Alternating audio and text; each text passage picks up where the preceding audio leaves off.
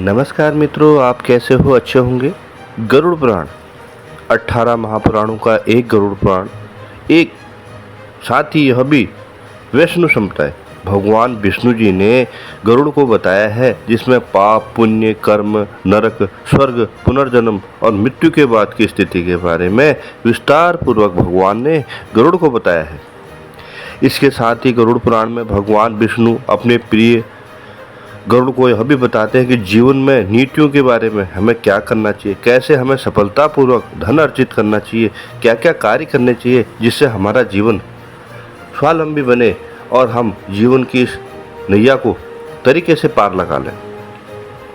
हर व्यक्ति चाहता है कि वह धनी बने, अमीर बने, उसके घर में कोई कमी ना रहे, आर्थिक रूप से संपन्न जीवन व्यतीत करे, लेकिन इन कई बार मेहनत करने के बावजूद भी तंगहाली बनी रहती है, घर में कष्ट बने रहते हैं। अगर आप गरुड़ पुराण में बताए गए नियमों के अनुसार धन का से जुड़ी बातों में बात करेंगे तो आपके धन में वृद्धि होगी। और जानते हैं क्या वो नीतियां हैं, कैसे हमें धन अर्जित करना चाहिए।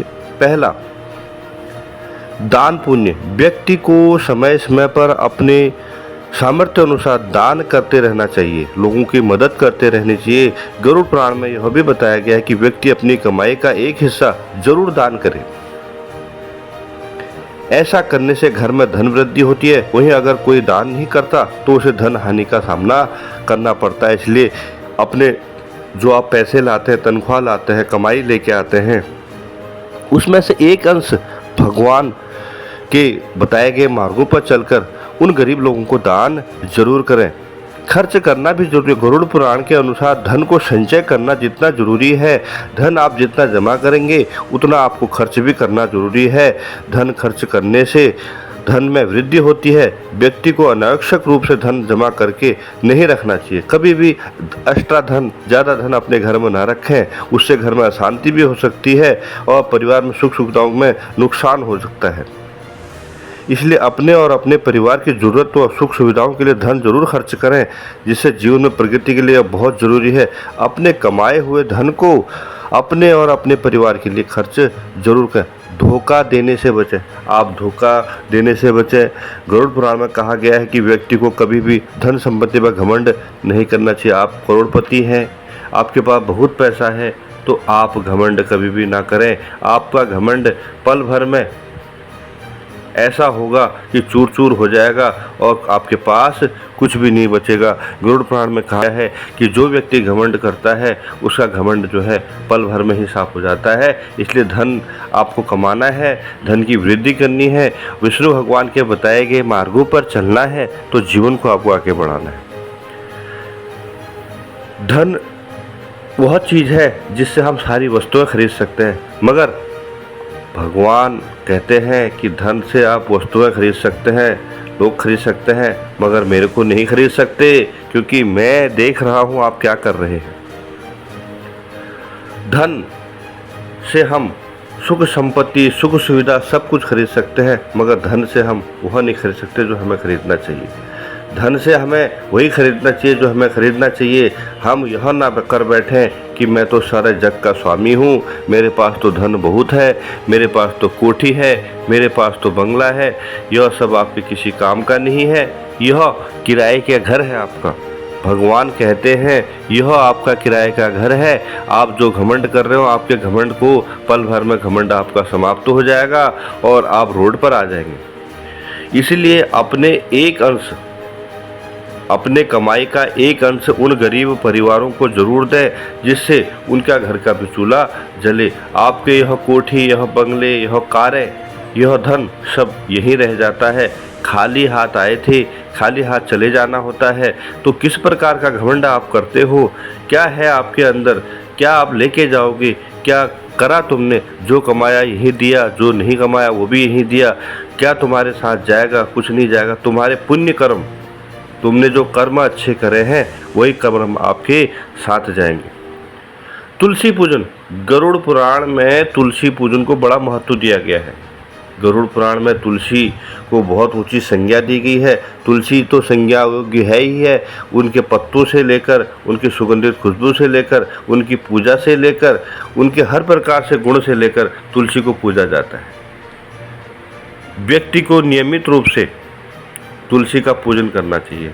आपके घर में तुलसी नहीं है तो तुलसी का पौधा लगाएं, आंगन में तुलसी का पौधा लगाएं, पूजा पाठ करें और रोज़ पूजा पाठ करें, जिससे घर में प्रतिदिन तुलसी पूजा करने से घर में सदैव लक्ष्मी का वास होता है।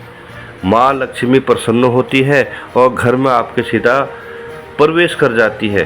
तुलसी पूजन सबसे बड़ा महत्व हिंदू धर्म में माना गया है। स्त्रियां रोज़ इस तुलसी पूजन की पूजा करती हैं और यह नहीं कि हमें भी करनी चाहिए, तुलसी पूजा सबको करनी चाहिए।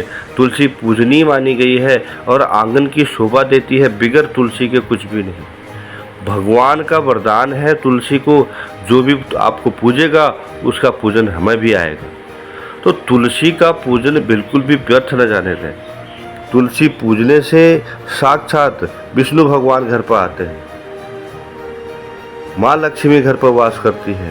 तो आप तुलसी का पूजन जो है ज़रूर करें। इससे जीवन में, घर में सुख समृद्धि, शांति, वैभव, हर प्रकार की खुशियाँ लेकर आती है तुलसी।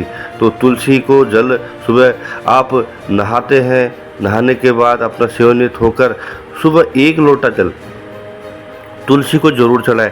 पूजा आप घर के अंदर करते हैं तो तुलसी को भी पूजा में ज़रूर शामिल करें, उनकी भी बाहर आकर जल चढ़ाकर उनकी पूजा ज़रूर करें। नियमित ऐसा कार्य करने से तुलसी माँ प्रसन्न होती है और माँ लक्ष्मी आपके घर में वास करती है। आपको धन संपदा की किसी प्रकार के कष्ट और धन संपदा की आपको कमी है तो तुलसी माँ सारी पूर्ण कर देती है। इसलिए जीवन में आगे बढ़ना है भक्ति भाव से परिपूर्ण लॉर्ड भक्त चैनल को आपको सब्सक्राइब करना है, जीवन को आगे बढ़ाना है, भक्ति की ज्योत जलानी है। गरुड़ पुराण में बताए गए सभी प्रकार के वर्णनों का आपने ध्यानपूर्वक, जो भगवान विष्णु ने गरुड़ को बताए हैं वह सिद्धि है, रिद्धि है, सब कुछ है। तो इसलिए गरुड़ पुराण के बताए गए रास्तों पर चलकर, विष्णु पुराण के बताए गए मार्गों पर चलकर अपने जीवन को आगे की ओर बढ़ाना है और सत्य की ओर बढ़ाना है। क्योंकि भगवान कहते हैं जो मेरे सहारे पर रहता है मैं उसे कभी अकेला नहीं छोड़ता। तो इसलिए आप अकेले मत नहीं छोड़ने वाले, भगवान सदैव आपके साथ है और भगवान के पे आपने भरोसा रखना है, उनकी पूजा करनी है, उनका पाठ करना है, उनका चिंतन करना है और गरीब लोगों को भोजन जरूर कराना है। बहुत बहुत धन्यवाद। आप मेरे चैनल से जुड़े, लॉर्ड भक्त चैनल से आप जुड़े, इसी तरह भक्ति की ज्योत जलाते रहे। सनातन धर्म की सदैव जय हो। जय श्री कृष्णा, जय जय श्री कृष्णा, जय श्री राम, नमस्कार।